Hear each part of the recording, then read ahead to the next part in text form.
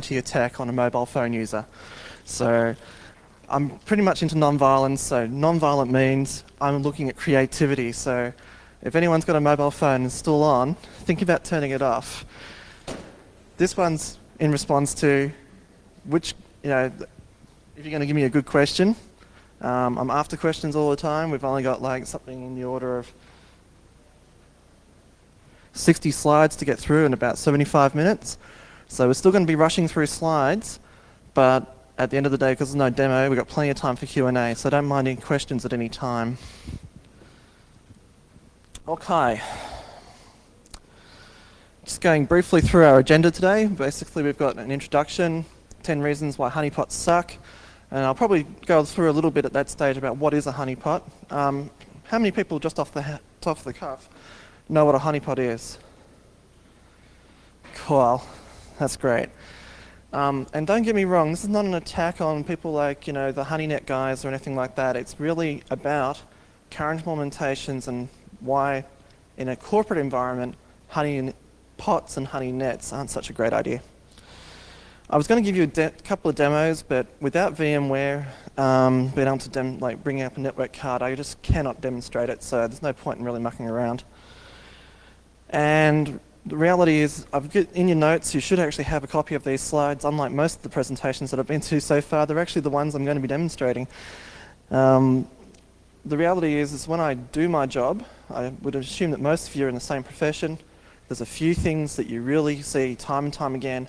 If you don't address these basic things, then there's no point in putting even a basic network IDS in. Okay, who is he? Well, I'm a senior architect at eSecure. I do mostly larger clients, telcos, mining companies, that sort of thing, financial institutions. I work mostly all over Australia.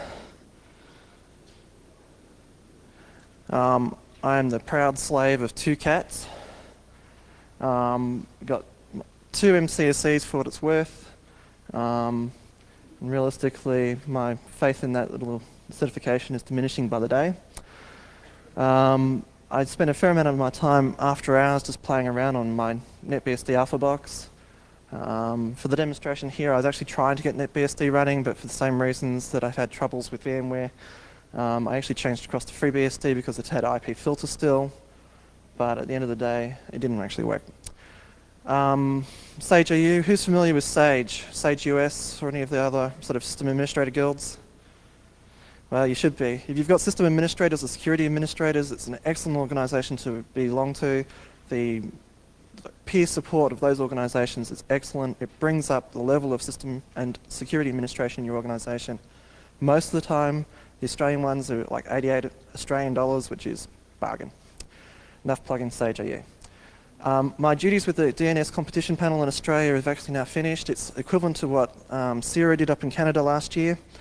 We are actually just about to have our final report published, so that's going to be rather exciting. Now this is actually the correct orientation. Australia is up there. I come from the bit that's just below the island that's at the top, that's often forgotten. And I used to live in Sydney for about 2 years, but most of the time I've been living in Melbourne. eSecure is one of Australia's largest security consulting firms. I think after a few cuts at other organisations, we are probably the largest now. We have about 50 people. We do nothing. We don't sell products. We don't do any sort of product placement. We don't resell anything. We just do warm bodies. Theoretically, we are platform and vendor neutral. The reality is that we work with the products that our clients have selected. Okay. Now, how many of you actually know what ITIL is?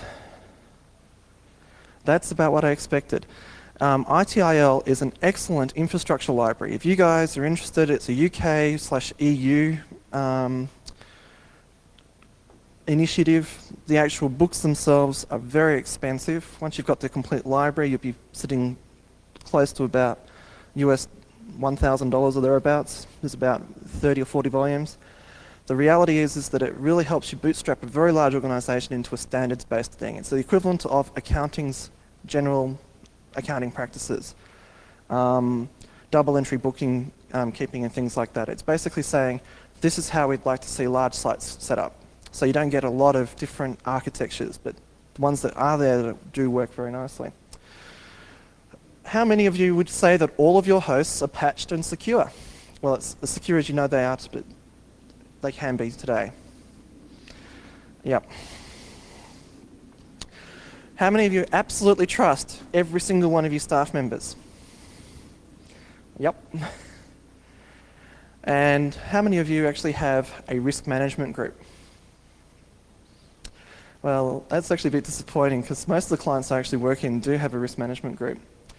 In some ways, many of you outsource your risk management then to insurance agencies in other areas. For example, you actually buy insurance for property, you buy insurance for how your actual company goes, you buy life insurance. You are off or outselling or outsourcing your actual risk management to other entities. And by doing so, you're actually outsourcing the policy of that. If you have your own internal risk management group, you will actually be able to bring back that policy setting function. Okay, most of the time I see a lot of wasted expenditure. I'm pretty sure that most of you guys probably see the same sort of thing. I'm probably teaching you guys how to suck eggs. I'm apologizing in advance if I'm going to teach you anything that you already know. Realistically, you're much better off spending money on virus protection, automated software distribution and backups than you are to spend it on any security products whatsoever. It's a terrible thing to say as a security person, but the reality is these are threats we do see. Some risks are completely and utterly overhyped and get far too much press. And in some ways, I think honeypots are in that sort of category. If you do not have a repeatable secure host installation, the ability to just simply pop a CD in and wait for a machine to be rebuilt into a secure configuration, you are like most organizations, and it is not unusual. But that one simple step will make your DMZ, at least a bunch of trusted hosts, that much more secure. Okay, roughly what is a honeypot? A honeypot is a bunch of software that attempts to emulate known buggy software. Sometimes they don't even attempt to emulate it. They just simply open up a port on a particularly well-known port like 111 and pretend to answer RPC queries. Now, the reality is if you go to Ophir Akin's talk on X tomorrow, I believe it is, in the deep knowledge area, you will learn that there is no way to hide advanced attackers from figuring out what you are running. And they can identify you down to almost service pack or hotfix or patch cluster level. The reality of that against what an application program which itself may contain bugs is there's no way you're going to hide from an advanced attacker. You don't really learn anything new. We know that RDS is the major single source of IIS attacks today. We know that Sun RPC attacks are the most popular way of getting into Solaris Box today. By putting in software that emulates these attacks, I don't think we learn anything new. The attacker will basically send a bunch of automated attacks at you, and one of them seems to succeed for them. Most of the time, with the latest bunch of attacks, they're so automated that there's actually one called the SAadmin-D worm. The actual attack that it launches itself is actually from a Solaris box, and there is no one actually running that box. They're not actually interested in the results. So you don't really learn anything new. All you know is that there's a whole bunch of really weak Solaris boxes out there if you're an IIS administrator. Now, all software has defects. There is absolutely no software in the world today, with the exception of very, very small or very, very expensive and very custom software, mainly developed by people like NASA, that has no defects. Zero defect software is a pipe dream. The reality is that people are forced to push out software to a deadline. If there's a defect, and I call them defects because that's what they are, people call them bugs, some people call them, oh, that's just a bit of a problem, you just work around it like this. The reality is it's defects. When people like Dan Bernstein can develop code with one bug per 1,000 lines, and that's considered best practice, the reality is that all software will have some form of defect. Normal code has 5 to 15 bugs per 1,000 lines. and it varies, depends on the developer and the language they use. Some languages, such as Java and C++ to some extent, and Ada, really do go out of their way to help you protect yourself from the actual language. But most people who program today in systems languages and other sorts of security software prefer to program in C, and C is evil.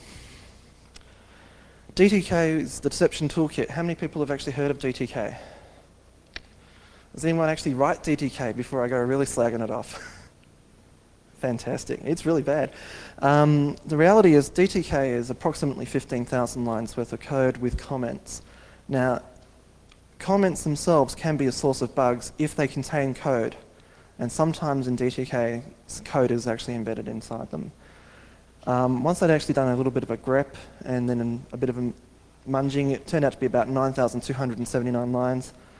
From the quality of the code that I've seen, I'd probably suggest that it's in the 5 to 15 bugs range rather than 1 bug per 1,000 lines. At least 9 bugs and possibly as many as 30 bugs exist in DTK. And when people install things like DTK on top of a host designed to attract attention, you've got at least 30 defects. And once that person's got control of your host, then you've got a real problem. So where do you start from saying where it's wrong? Well, the insurance model.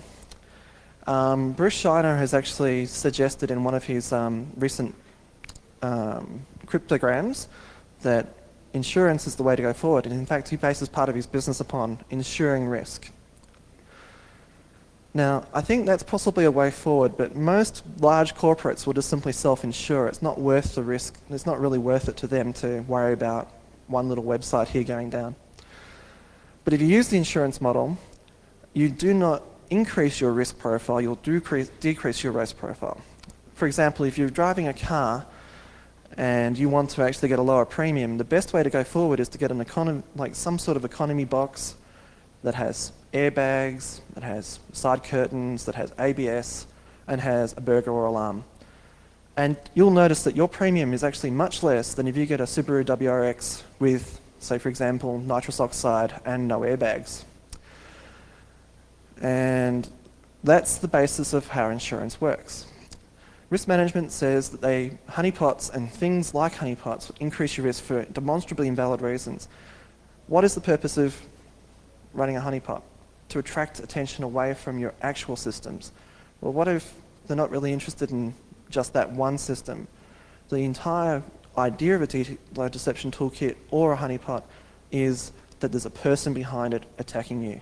The reality of the situation is that the vast majority of attacks today are actually conducted by worms and by automated attacks. And realistically, you can learn far more about your attack by using better instrumentation, and I'm talking about IDS there, and better firewall rules, and looking through your logs.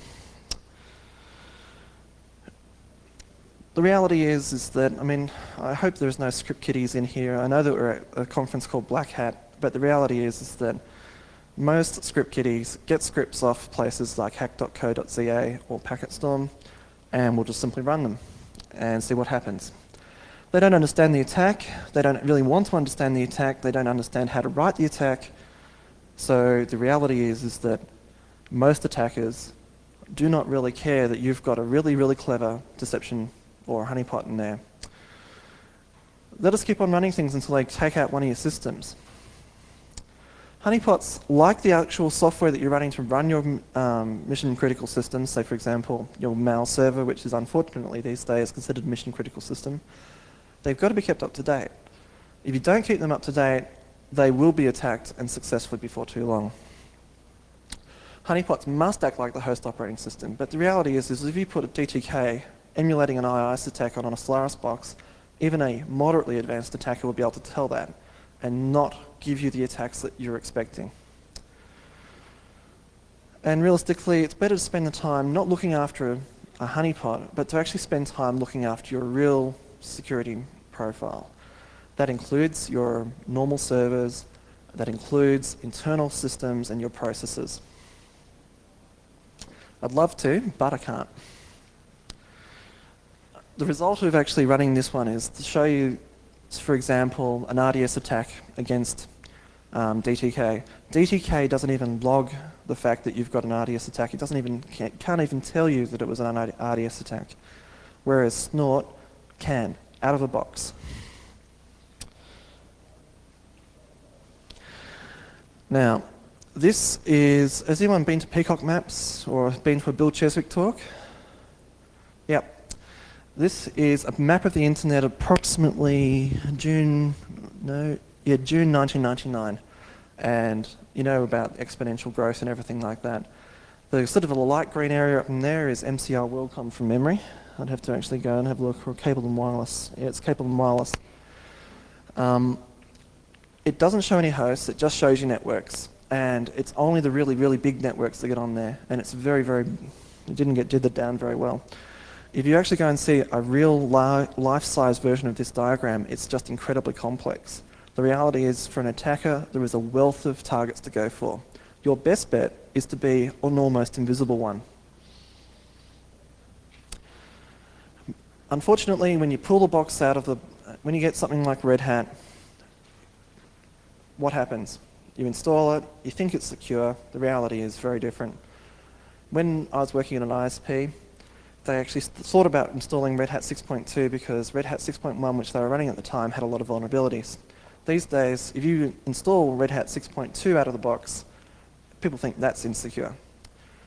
Things, when you install them, are generally insecure. You do have to take steps to harden them. This is why I got back to the my first couple of slides. I was talking about ensuring that you've actually got latest patches, you run the minimal services, that sort of thing. Operating systems maintained by normal users. Normal users don't really think about an operating system as something they've got to maintain. They would like, and then this is where the ideal world would be, is that it's just a tool. It's like a hammer. The reality of maintaining a hammer is making sure that the handle doesn't break and that the actual metal bit at the top doesn't actually get too damaged that you can't use it anymore. Computers are nowhere near like that. Things like Windows Update, even though from a security perspective, if you had to actually say, okay, do I trust Microsoft to give me all the fixes I need? The reality of that situation is, well, most of the time it'll work. The very few times that it won't work, well, then we've got a real problem, and so does everybody else. But leaving them unpatched is probably a greater risk. The Red Hat have actually come out with Red Carpet. GNOME have got a GNOME update, I believe, or some other automatic update. This stuff is becoming very, very common, and it'll be a very, very, well, Debian's got apt-get. Automatic updates are a good thing, in my opinion. And if anybody really thinks that we've got no future, the reality is security has got a great future. Risk management. Risk is the number of factors and multiplied by impact multiplied by a likelihood. Most large corporations do have some form of risk management. Has people generally worked in large organizations before, or are you all small to medium enterprise type people? Has lunch sent the audience to sleep? Cool. Most large corporations do have an internal risk management group. And most of the time they're not focused on IT, they're focused on the big picture. And they often miss IT, even though they really should be keeping their eyes on it. Risk management is not absolute, and most of the time they're not even interested in addressing all of the risks or even most of the risks. They're only interested in the really big ticket items, things that they could not afford to go wrong. Most likelihoods are subjectives, and they are generally expressed in once in every X number of years. For example, where I'm about to build a house, they say, oh, it'll flood once every 100 years. But what happens if the conditions for a flood change? They couldn't say. No one can say.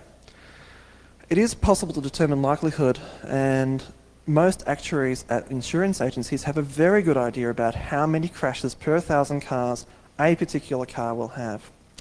And then from that, they can actually calculate how many people will die from those crashes, and then they work that out. It is unfortunate that they know these things, but they can't tell you because it's the basis of them making a profit. Many fire departments actually know the likelihood of any particular building burning down. Most impacts can be relatively accurately expressed in dollars per incident. All you need to do is keep an eye on how many times you need to do a backup and how many people lost time. As long as you've counted all the factors in, you can actually work out to probably the nearest $500 how much it costs per incident to do a particular type of activity. And once you've worked out the most costly, you work on the old 80-20 rule. You address the top 20 issues, you've addressed most of your risk. Okay, cost of attack versus frequency of attack. Down the bottom we've got the dollars, at the top we've got the frequency. When we buy house insurance or car insurance, every premium that I've ever come across has an excess. This is the amount of money that you will always have to pay out of your pocket. Now, for example, on my most recent car insurance, I could choose between a $400 excess and a $1,000 excess. If I chose the $1,000 excess, my premium was almost 40% less than my original premium. Now, if I shopped around and played around a bit more, I'm probably sure that I can probably get different figures out of them as well. But very few, if none, insurance policies have an excess. Now, how does this actually relate to computers? This is the reality of saying, well, from time to time, you will get hacked. And from time to time, you're going to have to wear the loss. Even if you have an insurance policy, there is a certain amount of work that your organisation is going to have to do to recover from that, and that's money you generally can't recover. Self-insuring. Sometimes it's not worth actually going to the insurer and telling them that you've had an incident, because your premiums will go up. Or, alternatively, it's not worth the effort from a publicity point of view or otherwise. In large corporations, in one of the large corporations I worked at, they actually just simply paid all car accidents out of cash. They just refused to worry about insuring cars because for them, they could cope with that loss. And this is where large corporations spend the money. It's the frequency of attacks are very, very minimal, but the loss is very, very large.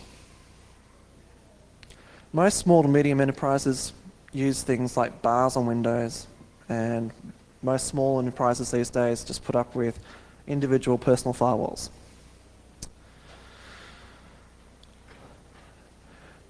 Once large companies, say for example, if you're about to go for an IPO or you're taking other capital in, you will basically have to take an insurance policy out as part of your financial well-being. There aren't that many policies these days, but there will be more. Okay, this is a prize question. What's this building? Who owns this building?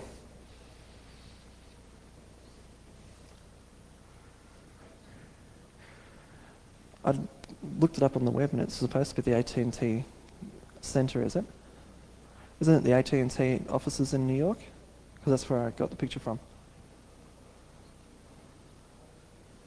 I could take a message, but anyway. I've got one more prize to go. One of the large things that you noticed there was there wasn't any real bars because they used security guards and alarms and other things. Okay, we're getting onto threat models.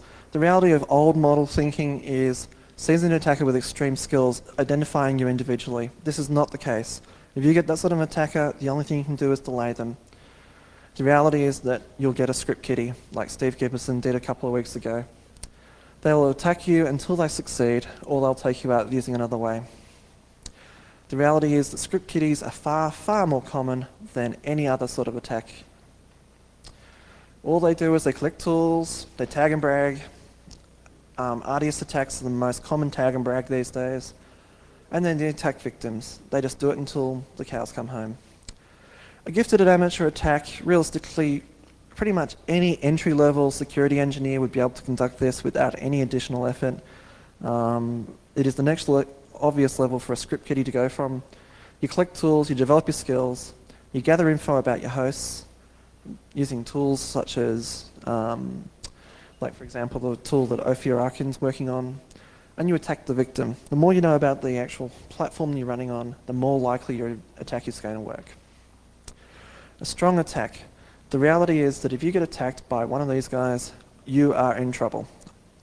Most large corporations cannot protect against this because they've got production management in place. They're usually well behind the 8 ball when it comes to hotfixes and patches and patch clusters. In small businesses, they may not have even realised they needed to move past Service Pack 1, which got installed with NT4 5 years ago. So the reality is, a strong attack will almost always succeed, and they usually have motive for doing it. Real threats arrive from people with motive. The reality is that most of your attacks will come from internal sources. Almost all successful fraudulent activity is internal. And you've got to have good audit controls. When you go to DEF CON, after this organisation, there's some social engineering sessions. I recommend you go and visit them. The social engineering sessions are an exercise in futility. If you can't train your call centre staff to detect someone trying to do something against you, you cannot protect your corporation against the call centre. And your call centre is often considered relatively trusted. The social engineer is a real threat. It is much easier to do almost every single type of attack than actually attacking IT infrastructure. What is an IDS? How many people actually deploy IDSs today? That's about right. That's about what I see in the real industry too. IDSs are very, very hyped, but the reality is not very many people have them. IDSs, in my opinion, are a technology yet to come. It's sort of like PKI. PKI has been with us since 10, 12 years ago, but very few people actually have deployed them correctly. There are basically 2 types today. Network IDSs, such as Snort, the IS products, and host IDSs, AID, Logwatcher, Tripwire. Tripwire is probably the seminal IDS product. There's one type of IDS that is really missing today. There's only really one product on the market today that does it, which is SecurellS's, or eEye's product called SecurellS. One of the guys at work pointed out there's a thing called AZN API, but I don't think that's actually relevant in this particular industry. Without application IDS, people are attacking applications. RDS is an application attack. It's not actually an attack against NT, it's an attack against a data service that sits top IIS that talks to data services. IDSs, it's basically yet another log. If you're actually dealing with an IDS that's generating literally hundreds of thousands of events every week, you are not going to be able to look at that with any sense of, well, what does it actually mean? You can't really give a report that's got 100,000 entries to your boss and say, well, nothing happened this week. The reality is that most of the time, if you don't capture enough information, you may miss things. If you capture too little, you still miss things. And if you don't have people looking at the logs, there's no point in installing it. One of the financial institutions that I've worked with in the past actually did have decent logging, and they actually had an escalation procedure that got people up literally 40 or 50 times a night because of the way that it was configured. And they tuned it down, and all of a sudden they realized that, well, after all said and done, the audit controls were actually picking up fraudulent activity. They might have been able to pick it up if they'd kept it up, but is it worth getting someone up 40 or 50 times a night to ask, well, do we allow this packet to go through or not? Host IDSs. These are generally not real-time, they are reactive. If you don't review the logs, you're not going to know what's happened. But they are very, very helpful when you're doing forensics. Under Windows 2000 and NT, you really should be configuring up auditing on the directories that you really know. Tripwire is still a useful product. It tells you when you've got like a different binary. Someone might have just uploaded a better working version of cmd.exe. Tripwire can tell you that detail. Auditing really can't. It just tells you that something happened to the file. The reality of open source IDSs, host-based IDSs today is that they're not as good as the commercial host IDSs, but that's due to change. Network IDSs. As I was actually researching this when I actually submitted the paper a long time ago, I just kind of come across Snort. Most of the time I'd actually been working with commercial IDSs, and I really hadn't given Snort a good go. As I actually worked through developing the paper and working through some demos. Snort plus Acid. Has anyone played with Acid? Excellent. Acid is excellent. If you go to Snort, the Snort webpage, which is www.snort.org, you will find links to Acid. Acid basically takes all the Snort logs, puts them into MySQL, and then it's just a PHP application that sits on top. Acid comes out of CERT. CERT have basically written this application by the looks of things, and it gives you some insight onto what you're actually seeing from Snort. Snort's logs are really voluminous, but by looking through with Acid, you can actually see what's happening. And the reality is that that's what I was really going for with my tool called Litmus. And because Acid is so much better than my tool, then I'm basically saying, well, go with Snort. One of the guys outside, one of the vendors outside, have actually got a tool that works with network IDSs that are greater than 100 megabytes a second, but the commercial IDSs that we have actually tested, that run on Solaris, that work on NT, the Solaris ones we get up to about 40 megabits a second. The NT one's about 25 megabits a second, and if you've got a 100 megabits a second network and you're getting up, pushing up towards, normal utilization on busy backbones of 72%, you will miss frames, and when you miss frames, you are missing absolutely essential parts of packets that might be attacking you. So the reality is that commercial IDSs, I don't know about Snort, but Snort seems to drop occasional packets there. It depends on what your operating system is. Most commercial IDSs cannot cope with 100 megabit second traffic. Application IDSs. We've been through some of these things. I consider SecurellS 1.0 or thereabouts, whatever the latest version is. It's really nascent. It's a product that probably needs to be there. It should have been really built into the application. To me, it's more of a shim or a proxy than real protection. It has its own set of faults, and as we've seen, it actually did get bug tracked a couple of times. The guys are pretty cool at fixing it up pretty quickly, but the reality is it's software, it has faults. And that's going to be true of almost all of application IDSs. Where do you deploy IDSs? Well, the best place to deploy an IDS is where you expect traffic to be the least. There's no point in putting it on the backbone of your network or on really, really, really busy servers, because there's going to be so many logs that you're not going to be able to understand what they actually mean.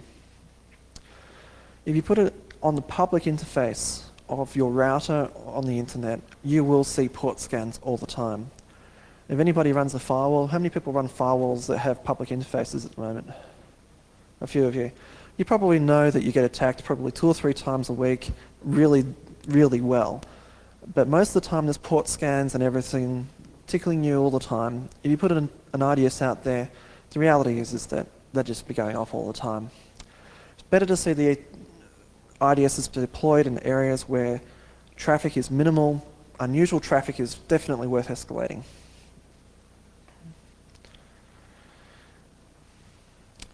This bit is, well, I've been really down on a whole bunch of products. I'm really down on the way that most corporates have their security set up. What do you do? And this is what I would recommend. If you don't have the basics of your site set up properly, you're not going to be able to do security properly. You need to reduce your security profile. Most corporations can work on 2 or 3 open ports, and they can be even, if you use a load balancer or thereabouts, you can use 1 IP address. The reality is, defense in depth is great. The more things, the more controls you have, like I went to one of the talks this morning where they were putting firewalls onto individual network cards. As a single point solution, that would be just a waste of time. You don't really improve the security there. But as a layer of defense, it's a good idea. That's the sort of thing you need to consider. You need to have virus protection, you need to have all sorts of things to make sure that from the outside, you can generally not get inside without your consent. Warning banners, low profile, high prosecution profile. Now, the high prosecution profile is actually a double-edged sword. If you go out and make yourself a hard target, people will consider you worthy of a good challenge. The reality is, unless you're someone like a security agency, it's not worth going for here. It's better just simply to try and play it out. Most of the time, if you've got stock, you don't want to be in the media. It's just not really worth your effort. Defend. This is probably the thing that most of us get to do all the time. Keep your systems up to date. Install security helpers such as firewalls. If you do not keep your systems up to date, you will get attacked and they will be successful. Delay. Providing the defense in depth. If you can stop someone for 20 or 30 minutes from getting from one system to another part of your systems, you've done a good job. The last one I put in more of as a flip sort of comment, but the reality is that if you're large enough, you can cause real pain to a real person for the rest of their life. And what I mean by that is, if you're a telco and you know that person X, and you know that person X did something to you, you can deny them service forever. And if they're the only people in your area that can provide them telco service, they're stuffed. Passive defense. This is where most of us work today. We put in firewalls, we tighten bastion hosts. Often we'll install an IDS or put snort up or something like that. We do logging, and the usual security policy is deny all unless permitted, but that's not always true. Counterattack. I really don't suggest counterattack as a good idea. There's one of the talks here today. There is actually a talk on a system that will basically sit there, take an attack, and then counterattack. I don't think there's good legal foundings for it, and the reality is that if you're in a country with good InfoSec laws, it's probably illegal. The best you can do is log. Intelligence gathering, I don't think there's anything wrong with this. It's worthwhile finding out who your attacker is if they did enough damage to you. If they're in your own country, it's worthwhile prosecuting. But if they're not in your country, forget it. And this is what happens to a lot of my current clients. They've found out who the person actually is. They know for a fact that the person lives in Pakistan. The idea of getting an extradition is almost impossible. The costs and likelihood of actually getting a prosecution is so small, it's not funny. The reality is that unless you know for a fact that that person did something to you and you're in your own country, don't even think about prosecution. If you don't keep up with patches, you will get attacked. It's as simple as that. And this is absolutely against production management. Production management says we run the system into the ground until it crashes, or it runs out of memory, one of the two. Change management also works against you here, because you need to make sure the patches actually work. But security says if you don't actually have patches, you will get attacked, and you will get hacked. The Sadmind worm actually managed to get around to almost every single IIS host in existence. Now, it used a couple of holes that were patched in 1999 and one in about July 2000. If you've been keeping up, you would be immune. If you've done the IIS checklist, you would be immune. It's not, this is really easy stuff. You've got to go for it. Very few attackers are capable of generating their own attacks, so it's worthwhile sticking to the ones that you can defend against. This is really an unusual one for a security person to come up with, but the reality is if you're managing 30 or 40 external hosts, or say for example 100 or 200 internal servers, if you do not have automated software distribution, you cannot, and I mean you cannot, physically keep up with keeping those hosts in sync and keeping them patched. And the reality is that you've got a test, so you need a test environment, and most places that I've worked at don't have an adequate test environment. Or if they have a development environment that you can use for testing. If you're using something like SMS or the Intel products or, what's that one? Tridge's little rsync. If you're using rsync or any of those products, you've got to trust your source. If you do not just mirror a bunch of RPMs from a place like mirror.arnet.edu.au, someone could actually go and adjust the binary that it was there by putting in a patch. It looked innocuous enough, but it was installed a backdoor. You've got to basically think about how you actually trust that source. If you don't trust the source that you actually deploy, you will have software you don't understand on your systems. Business recovery planning. Most places don't have any idea how to recover from a data center loss. They might have written some procedures a while ago, but they probably haven't been ever tested. This includes disaster recovery. Working through this on a regular basis, at least twice a year, is worthwhile. The last point, when I was writing these slides, one of the banks, one of the internet-only banks in England, did not manage the customer expectations. They did not have a call center line for them. When they eventually did set one up, they couldn't tell them anything because they hadn't told the call center to tell the customers anything. You have to tell your customers what's happening. You have to tell them the real risks of what has happened. You can't lie to them. So think about your customers. If you actually do have end customers in your incident response, it is not good enough to just simply try and get back up on your feet. If you've lost all your customers' credit cards, you need to have a way of dealing with the customers' expectations that they will not have fraud perpetuated on their cards. Backups. I went to a bank last week and their online banking system did not even have a backup. It's really, really basic. It's unbelievably basic. I can't believe that people just don't do this. It's like been with us since the 1960s. If you cannot restore a system, a simple RDS attack, which unfortunately is the most common sort of attack on the internet today, can take you off. One of the systems that I did a bit of forensics on earlier this year, they only lost one file, but it was the file that basically was the front page of their web, and they did not have a copy of it. They did not even have a recent copy of it. They couldn't get that system back up on its feet, even after reinstalling from scratch. They had all the software, but they did not have the actual front page. And the front page is where all the database interaction and everything took place.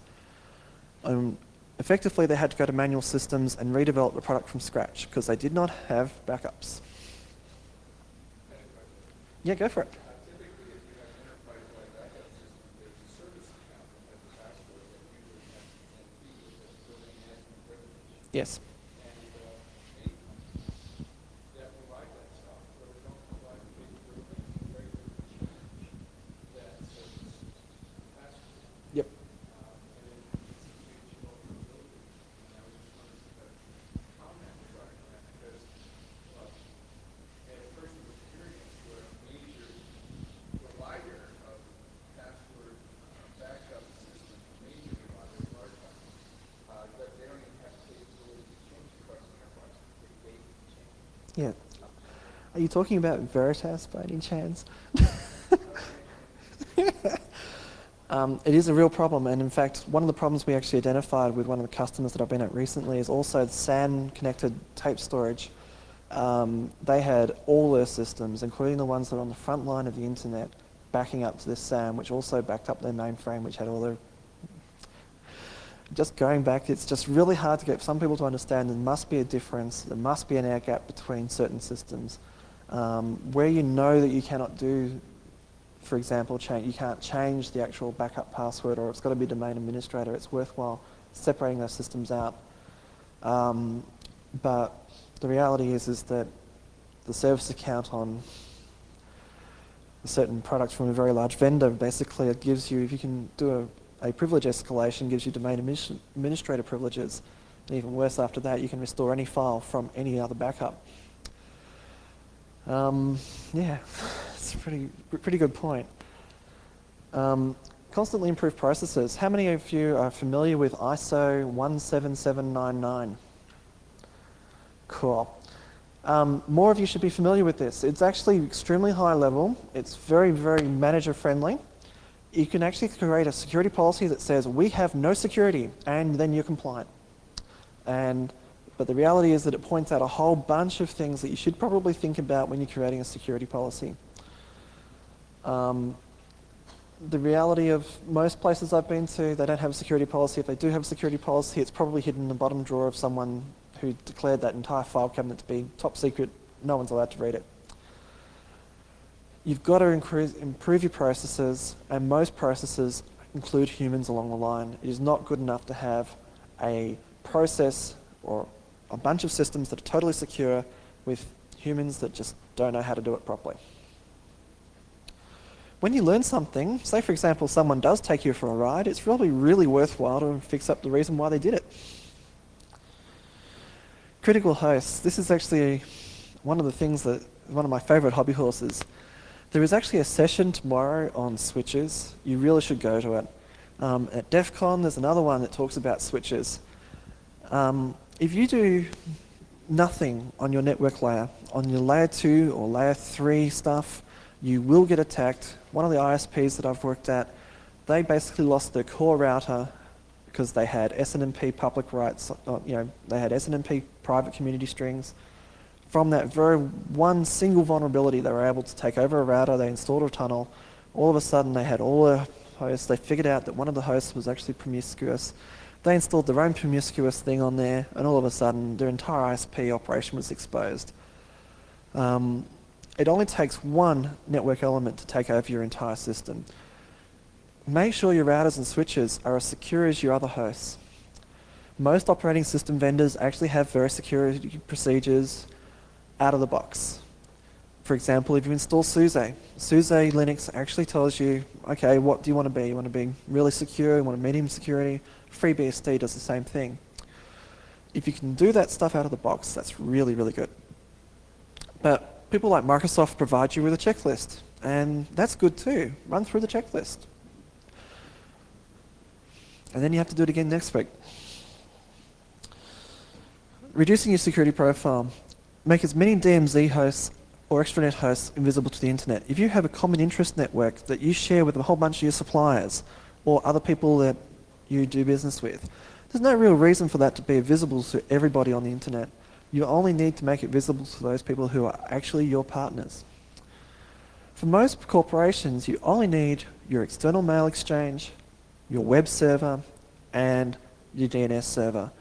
The reality is you can probably farm off your DNS if you don't make that many changes to your ISP, and then your problems go away. You can outsource that function completely. For various reasons, I think it's still a very good idea for you to run your own mail service and your own web server. I've seen examples where the public face of a corporation was running on a virtual host. Microsoft are finding out to their incredible chagrin that their various country code.microsoft.coms are run on less than well-secured hosts.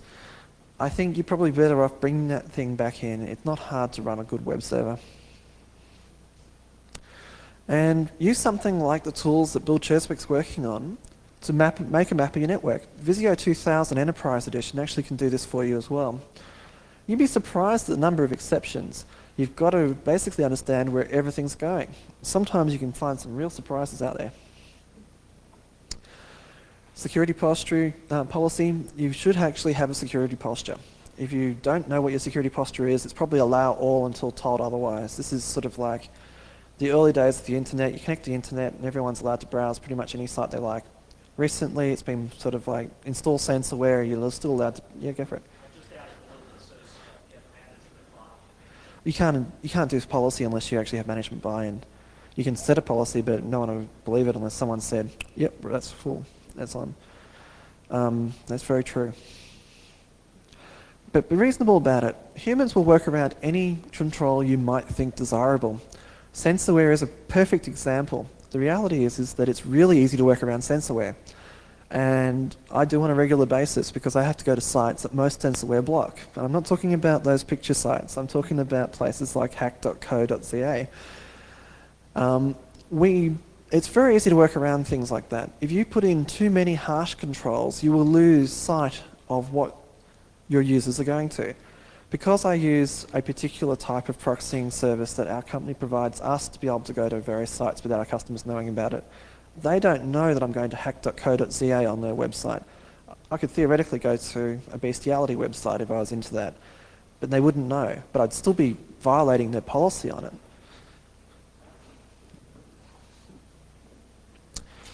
Many of you are probably familiar with the security focus mailing lists, for example, vulndev, bugtrack, MS Focus, that sort of thing. How many of you are members of those mailing lists? Cool. Well, at the very least, I'd probably suggest that you'd all be worthwhile be joining up to bugtrack. Bugtrack is high volume. You can get a digest version of it, which only comes out once or twice a day. And then you can keep on top, well, no one really keeps on top of it. You can actually find out what sort of things are popping up on the horizon. Something that turns up in bug track usually starts being a real attack problem 3 to 6 months later. Sometimes a little bit earlier, but usually 3 to 6 months later. For example, a line worm used a couple of exploits from about 3 to 6 months beforehand.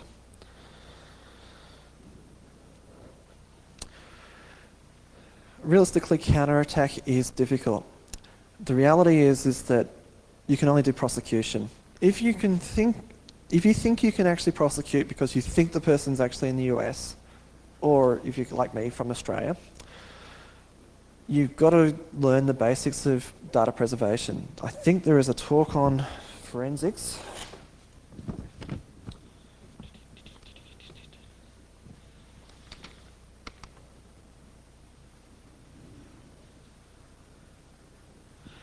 Well, hopefully the honeynet people will talk about it tomorrow. There is another one.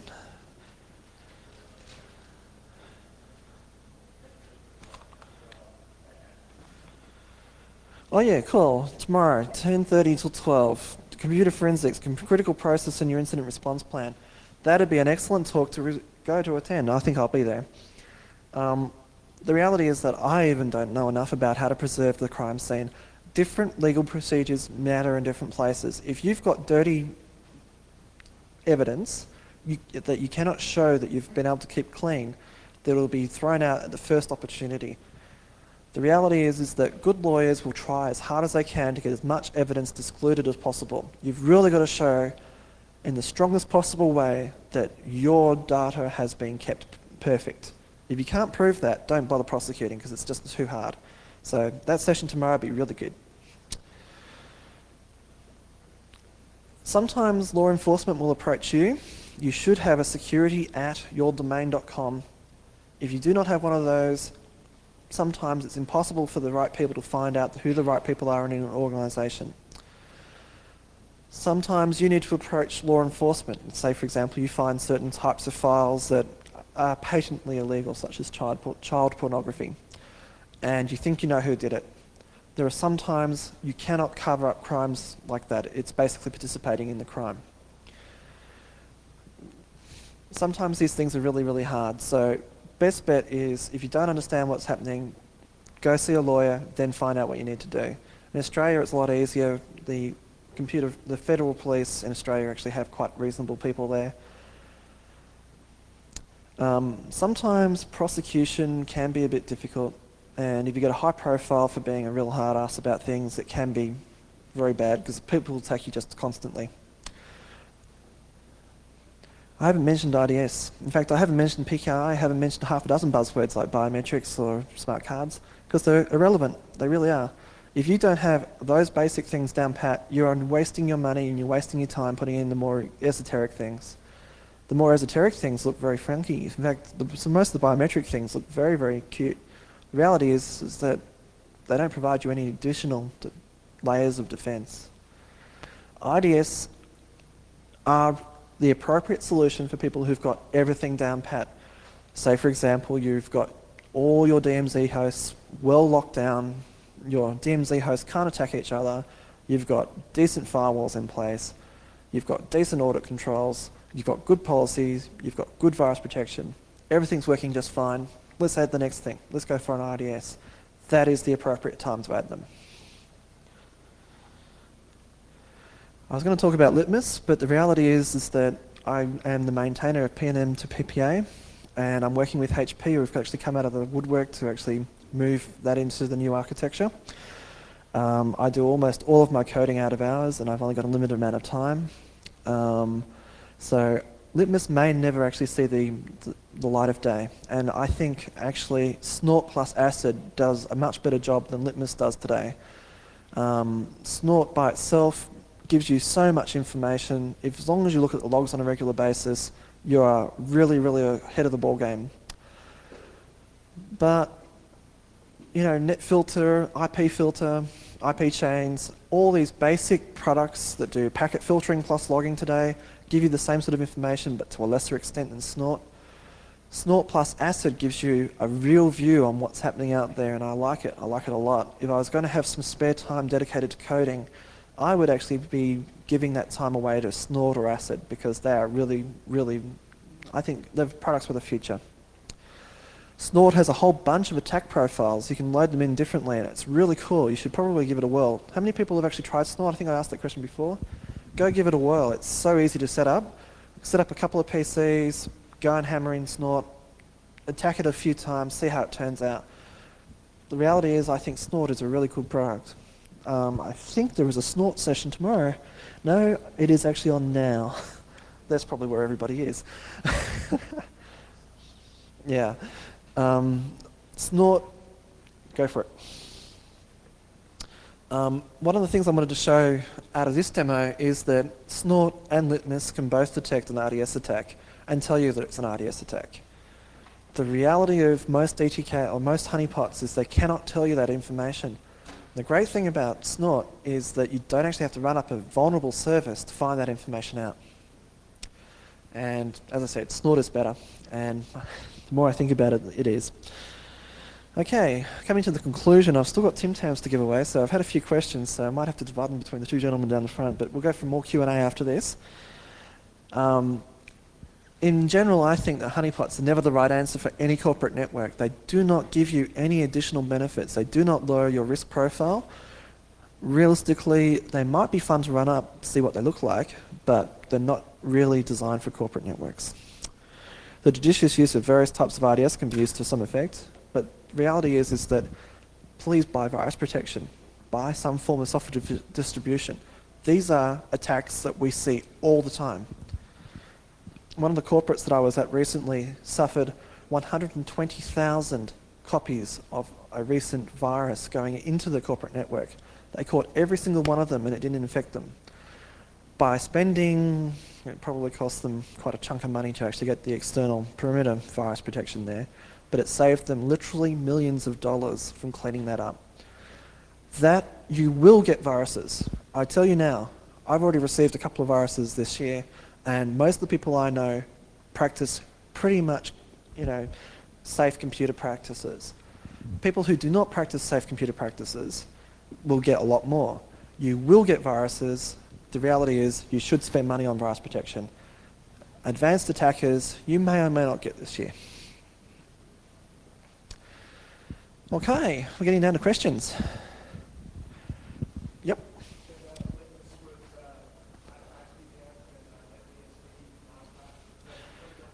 Okay, what it was is, realistically, what it was is a configuration of IP filter.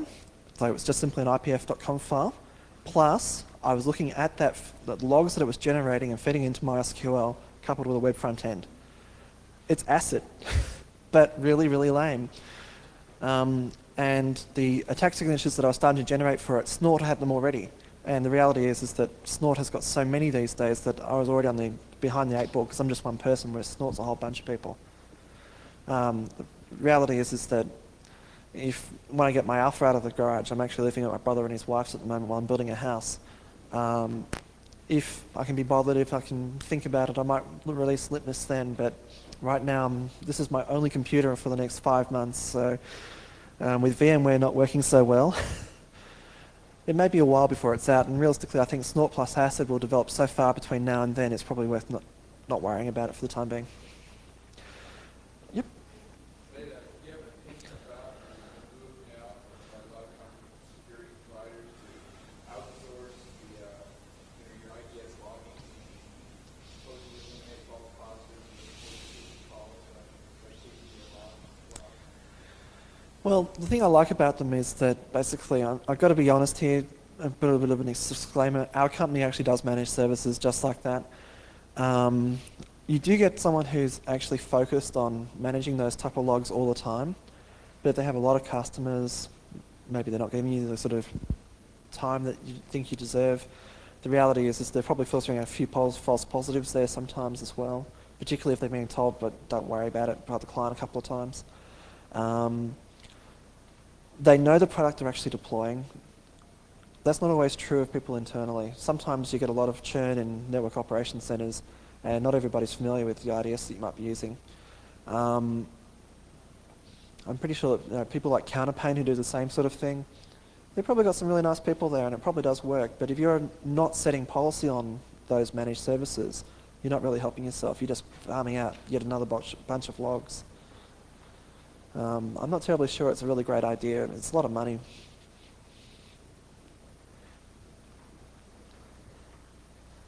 Any other questions? How are we going for time? Got plenty of time. Well, we might draw a close there. Thank you very much.